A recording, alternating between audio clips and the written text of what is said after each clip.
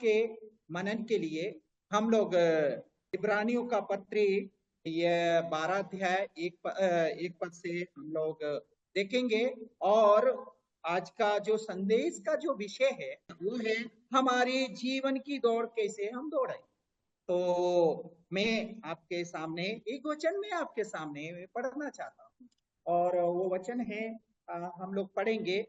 इस कारण जबकि गवाहों का ऐसा बड़ा बादल हमको घेरे हुए है तो आओ हम हरेक रोकने वाली वस्तु और उलझाने वाले पाप को दूर करके वह दौड़ जिसमें हमें दौड़ना है धीरज से दौड़े।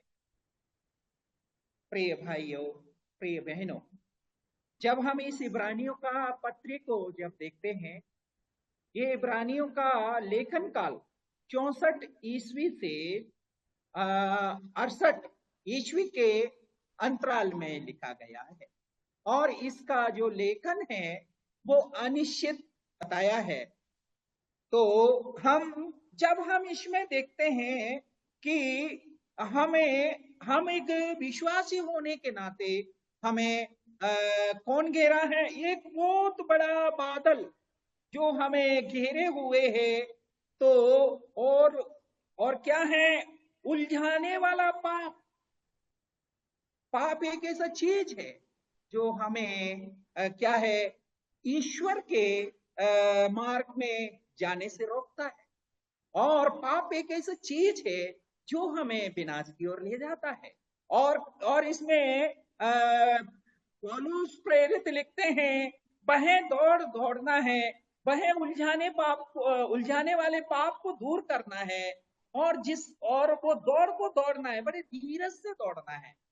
तो धीरज दौड़ में सभी लोग दौड़ते हैं और और ये वो वैसी दौड़ नहीं है कि हमको क्या है फर्स्ट सेकंड इनाम मिले, लेकिन ये ऐसी दौड़ है, ये आत्मिक दौड़ है, ये परमेश्वर के मार्ग में बढ़ने वाली दौड़ है। हम कैसे परमेश्वर के रास्ते में हम चल रहे हैं, कैसे हमारा जीवन है, कैसे हम दौड़ रहे हैं, इस बात के बारे में इसमें दिया गया है। और प्रिय, हम कौन है, प्रभु की संतान है, तो हम कैसे दौड़े, धीरज से दौड़े, उतावली से नहीं, धीरज से दौड़ना है। और क्या करना है, अपने आप को क्या है बहुत सावधानी के साथ हम दौड़ना है, हम अपने जीवन को जांचते हुए दौड़ना है। प्रिय भाइयों, ये वो दौड़ है। तो मैं आपको 4 जो महत्वपूर्ण जो बातें हैं हम आज इस वचन के द्वारा हम सीखने के लिए कोशिश करेंगे। तो यहाँ पर पहला हम देखते हैं, तो पहला जो पॉइंट है वो है जलन, ईर्ष्या और नफरत। पहला जो पॉइंट है जलन, ईर्ष्या और नफरत। ये जलन और ईर्ष्या और नफरत ये क्या करती है, हमें परमेश्वर के मार्ग में बढ़ने से, आत्मिक जीवन में बढ़ने में ये रुकावट हमारे लिए बनती है। और ये जलन यदि हमारे जीवन में है तो हम परमेश्वर के मार्ग में बढ़ नहीं सकते। ईर्ष्या हमारे जीवन में है, क्रोध हमारे जीवन में है, तो ये हमें परमेश्वर के मार्ग से रोकता है। और नफरत हमारे जीवन में है तो ये भी हमें रोकता है। प्रिय भाइयों, प्रिय बहनों, हम आपका ध्यान और आपका पुराना नियम, उसका उत्पत्ति, उसका 4 अध्याय और 4 पद से हम पढ़ते हैं। वहां पर 2 भाइयों के बारे में पढ़ते हैं, कैन और हाबिल। और ये दोनों भाई क्या करते थे, दोनों भाइयों का पेशा अलग अलग था, यानी दोनों का कार्य अलग अलग था। एक खेती बाड़ी करता था, फसल अच्छे से उगाता था, दूसरा भेड़ बकरी चराने वाला भाई था, वो भी अच्छे से अपना कार्य में व्यस्त था। लेकिन जब एक समय ऐसा आया कि परमेश्वर के मार्ग में परमेश्वर के लिए ये भेंट चढ़ाने के लिए इन दोनों का बारी आया, तो दोनों गए। दोनों की भेंट में कोई कमी नहीं, दोनों अच्छे से परमेश्वर के लिए तैयार लेकर परमेश्वर के रास्ते में गए, परमेश्वर को चढ़ाने के लिए गए। कैन गया, हाबिल भी गया। कैन अपना भूमि में से अच्छा उपज लेकर गया, और हाबिल भी अपना कई पेलोटों में से भेड़ का बच्चा लेकर गया। प्रिय भाइयों, प्रिय बहनों, वहां पर हम पढ़ते हैं कि जब कैन ने परमेश्वर के लिए बलिदान चढ़ाया, तो परमेश्वर ने उसका ग्रहण नहीं किया। क्यों ग्रहण नहीं किया?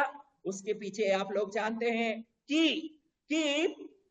उसका मन, उसका विचार परमेश्वर से कहीं दूर था, उसका हृदय में नहीं था, उसके मन में नहीं था। आज हमारी कलीसिया में ऐसे लोग आते हैं आराधना के लिए कि दिखावटी आराधना करते हैं, लेकिन उनका जो आराधना है छत से नीचे वापिस आ जाती है। परमेश्वर ग्रहण नहीं करते हैं, परमेश्वर स्वीकार नहीं करते हैं। इसी तरह जब हम देखते हैं, कैन के बारे में पढ़ते हैं, ना तो परमेश्वर ने कैन को ग्रहण किया, ना उसकी भेंट को ग्रहण किया। प्रिय भाइयों, जब उसका दूसरा भाई गया, दूसरा भाई को पहला हम देखते हैं कि पहले हाबिल को परमेश्वर ग्रहण किया, इसके बाद उसकी भेंट को ग्रहण किया। जब उसके भेंट को ग्रहण किया, कैन क्रोध हुआ। वहां पर देखते हैं हम क्रोध की बात और जलन वहां से उत्पन्न हुई, हम देखते हैं। क्योंकि कैन का जो मन और विचार था ना, परमेश्वर से अलग था, और अपने भाई के प्रति इतना ईर्ष्या, इतनी नफरत, इतनी जलन उसके जीवन में थी। और एक चोट में हम क्या पढ़ते हैं, आप नीचे पढ़ेंगे तो उसने उसकी हत्या कर दी। जो कि एक प्रभु का भी मानने वाले व्यक्ति को हम निर्गमन में पढ़ते हैं, तू हत्या नहीं करना, तू खून नहीं करना, इस प्रकार से। और क्या किया, इसको परमेश्वर ने पूछा तेरा भाई कहाँ है, तो उसने कहा मैं क्या उसका रखवाला हूं। प्रिय भाइयों, प्रिय बहनों, यहां पर हम देखते हैं कि कैन ने अपना भाई का हत्या की।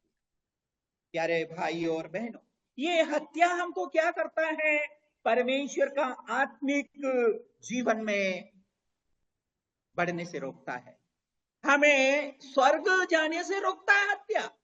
और हम क्या पढ़ते हैं, हम ये पढ़ते हैं कि हम पढ़ते हैं पहला यूहन्ना उसका 3:15 में हम उसमें इस प्रकार से पढ़ते हैं कि हम अपना भाई को हत्यारा नहीं होना है। हम अपने भाई के प्रति क्या नहीं होना चाहिए, हम दोषी नहीं होना चाहिए। हम पढ़ते हैं, उसमें पढ़ते हैं, हम देखते हैं। इसलिए हम क्या होना है, हम क्या है, जितना हो सके हम क्या करना है, हम एक दूसरे से प्रेम करना है। हम उसमें पढ़ते हैं नीति वचन उसका नीति वचन उसका 14:30 में पढ़ते हैं, शांत मन जीवन का एक स्रोत है, लेकिन क्रोध मन हमको विनाश की ओर ले जाता है। हम नीति वचन में हम पढ़ते हैं, नीति वचन उसका 14:30 में पढ़ते हैं, शांत मन क्या है, हमें ईश्वर से जोड़ता है। लेकिन क्रोध मन हमको क्या करता है, हमारा हमारा जीवन का विनाश होता है, जीवन का पतन होता है, हम देखते हैं। इसलिए हम क्या करना है, हम ये नफरत और ईर्ष्या और जलन हमारे जीवन में नहीं रखना है, तब हम परमेश्वर के मार्ग में बढ़ सकते हैं और परमेश्वर की महिमा हम लोग कर सकते हैं। तो हमने पहला पॉइंट पर हमने विचार किया। अभी हमारा दूसरा जो पॉइंट है, अपने समझना। प्रिय भाइयों, प्रिय बहनों, जब हम इसमें जब देखते हैं याकूब और एसाव, याकूब तो तंबू में रहा करता था और ऐसा बहुत चतुर था, वनवासी था। वो क्या करता था, शिकार करने वाला व्यक्ति था। जब याकूब को एसाव को जब भूख लगा तो क्या किया, याकूब मसूर की दाल पका रहा था। और ऐसाब ने ना कुछ मसूर की दाल के लिए अपना पहलौठे का पद बेच दिया। हम देखते हैं प्रिय भाइयों, प्रिय बहनों, जो प्रभु यीशु मसीह हमें उद्धार दिया है, प्रभु यीशु मसीह हमारे लिए प्राण दिया है, और वो प्रभु, ये उद्धार एक ऐसी चीज है जिसको हम बेच नहीं सकते हैं। प्रभु ने हमारा जीवन को बचाया है, वो हम किसी को बेच नहीं सकते हैं। वो हमारा क्या है? धड़कन है, वो हमारी जीवन की श्वास है, उसको हम बेच नहीं सकते हैं। लेकिन ऐसा आपने क्या किया? अपना पहलौठे का पद को उसने बेच दिया। प्रिय भाइयों, आज क्या करते हैं लोग? थोड़ा सा लालच में अपना प्रभु को भी बेच देते हैं। प्रिय भाइयों, ऐसा हम ना करें, ऐसा हम नहीं करें। जैसे कि एसाव ने अपना पहलौठे पद को बेच दिया। प्रिय भाइयों, प्रिय बहनों, हम जब व्यवस्था विवरण में जब पढ़ते हैं 21 का 17 में पढ़ते हैं, पुराना नियम में जो बड़ा भाई होता था उसको डबल हिस्सा संपत्ति से दिया जाता था। पुराना नियम में ऐसा लिखा हुआ है, जो बड़ा भाई है उसको संपत्ति से डबल हिस्सा दिया जाता था। लेकिन क्या है, इस व्यक्ति को डबल हिस्सा था, लेकिन ना कुछ दाल के लिए अपना पहलौठा पद को बेच दिया। प्रिय भाइयों, वचन में लिखा है उद्धार एक ऐसा चीज है जो कभी खारिज नहीं होती है, वो आपको मोहर लगा कर दिया गया है। और प्रभु ने जो हमको खरीदा है, हम प्रभु की नजर में बहुत अनमोल चीज है। हमारा जो जीवन है प्रभु की नजर में बहुत अनमोल है, हमारा कोई मोल नहीं है। यदि हमें कोई 2 करोड़ रुपया दे कि तुम अपना आंख दे दो, हम नहीं देंगे। यदि हमसे कोई कहे कि हमको 5 करोड़ दे रहा हूं, किडनी दे दो, हम नहीं देंगे। क्यों नहीं देंगे? ये परमेश्वर की संपत्ति है, ये परमेश्वर का दिया हुआ एक दान है जिसको हम दे नहीं सकते। इसलिए हम क्या है, परमेश्वर की दृष्टि में क्या बोला है परमेश्वर? तुम तो मेरा दृष्टि में अनमोल हो, तुम्हारा कोई मूल्य को आंक नहीं सकता है। ये हमारा जीवन का मूल्य परमेश्वर की दृष्टि में। और कहा है, मैंने तुम्हारा नाम को अपनी हथेली में खोद के लिखा है। प्रिय भाइयों, हम परमेश्वर का दृष्टि में कितना हम अनमोल हैं। इसलिए हम क्या करना है, उस परमेश्वर की महिमा करना। मैं एक पद आपके सामने रखना चाहता हूं, वो पद है विश्व का पत्री उसका 1:3 में हम पढ़ते हैं। उसमें लिखा है, हमारे प्रभु यीशु मसीह के परमेश्वर और पिता का धन्यवाद हो कि उसने मसीह में स्वर्गीय स्थानों में सब प्रकार की आशीषें दी। प्रिय भाइयों, ये प्रभु ने हमें आशीषें दी और वो आशीष को हम पाना है, ना कि छल से कपट से हम दूसरे का अपने हक को नहीं मानना। हम क्या, जो परमेश्वर देता है वो सर्वश्रेष्ठ है। जो परमेश्वर हमको देता है वो सबसे प्रिय है, हमारे जीवन में वो होना चाहिए। प्रिय भाइयों, हम क्या है, अपना स्वार्थ के लिए अपना जो दायित्व है, अपना जो मूलभूत है, वो उसको खोना नहीं चाहिए। जैसे एसाव हमारे लिए एक उदाहरण है, ना कुछ उसने पहलौठे का पद को बेच दिया। प्रिय भाइयों, हम ऐसा ना करें, हम ऐसा ना करें, हम ऐसा ना करें। क्योंकि क्या करते हैं, ये हमारे जीवन का, हमारे आत्मिक जीवन के लिए एक विनाश का कारण होता है। प्रिय भाइयों, हम क्या देखते हैं, यहूदा इस्करियोती ने कुछ पैसों के लिए, कितना दुर्भाग्य वाली बात है। वचन में लिखा है, ऐसे व्यक्ति का जन्म ही नहीं होता। कितनी दुर्भाग्य वाली बात। हम ऐसा ना करें। हम जो परमेश्वर दिया है उसमें हम खुश होना है। हम क्या खुश होना है? प्रभु, आपने मुझे जीवन दिया है, इस जीवन को चलाने के लिए जो आप श्वास देते हैं दिन प्रतिदिन, प्रभु आपका मैं बहुत आभारी हूं। नहीं तो ये जीवन आज को कल सोए होंगे, आज का दिन नहीं देखते होंगे। लेकिन हम प्रभु का धन्यवादी और शुक्रगुजार होना चाहिए कि प्रभु ने हमें ये जीवन दिया। इसलिए हम क्या करना है, हम उस बात को, हम अपना अधिकार को हम क्या करना है, समझना है, तुच्छ नहीं समझना। हमारा अधिकार क्या है, प्रभु ने जो हमें अधिकार दिया है, हमें पहला पाप से उतार दिया है, हमें स्वर्ग का वारिस बनाया है, हम एकदम स्वर्ग जाएंगे, ये हमारे लिए बहुत बड़ा एक अधिकार है, नागरिकता प्रभु ने दिया है। उस बात को हम समझते हुए परमेश्वर के महिमा और उसकी बढ़ाई करना है, क्योंकि वो महान है। प्रिय भाइयों, प्रिय बहनों, उस परमेश्वर का हम धन्यवादी होना है। प्रभु से कहें, प्रभु आप सर्वश्रेष्ठ हैं, हम घटे आप बढ़े, आप बढ़े हम घटे। प्रिय भाइयों, हमारा जीवन इसी प्रकार से एक पारदर्शी होना चाहिए। हम प्रभु का लिए एक उपयोगी बनना चाहिए, ना कि हम अपना अधिकार के कारण अपराधी ना बने, हम अपराधी और क्रोधी ना बने। हमारा प्रभु हमको सिखाते हैं। इसलिए हमने दो बातों को हमने विचार किया। अभी तीसरी बात को हम इसमें देखेंगे। तीसरा है गलत रिश्ते, गलत संबंध हमको क्या करता है, ये भी हमको स्वर्ग जाने से, परमेश्वर के आत्मिक मार्ग में जाने से रोकता है। और सिमसोन के बारे में हम लोग पढ़ते हैं। सिमसोन का अर्थ है अलग किया हुआ व्यक्ति। सिमसोन का जो अर्थ है अलग किया हुआ व्यक्ति। और ये क्या है, ये नाजीर था, उसके सिर में कभी भी छुरा नहीं लगा था, उसका सिर के बालों में कभी छुरा नहीं लगा था, इसलिए परमेश्वर ने उसे नाजिर किया, उसको बहुत सामर्थ्य दी, उसको बहुत शक्ति दी। और उसका शक्ति किसमें था, बालों में था। प्रिय भाइयों, लेकिन दलीला नाम की जो स्त्री, जो कि बहुत क्या है, वो चरित्रहीन थी, और वो स्त्री ने क्या किया, कई बार सिमसोन ने कई बार उसने पूछा, तुम्हारा सामर्थ का राज्य क्या है, क्या क्या है मुझे बताइए। 3-4 बार उसने बोला, लेकिन कुछ भी नहीं हुआ। आखिरी में उसको इतना प्रेरित किया कि तुमको बताना ही पड़ेगा। तभी उसने बताया, मेरा सिर, मेरा जो सामर्थ का जो राज है वो है मेरा बाल।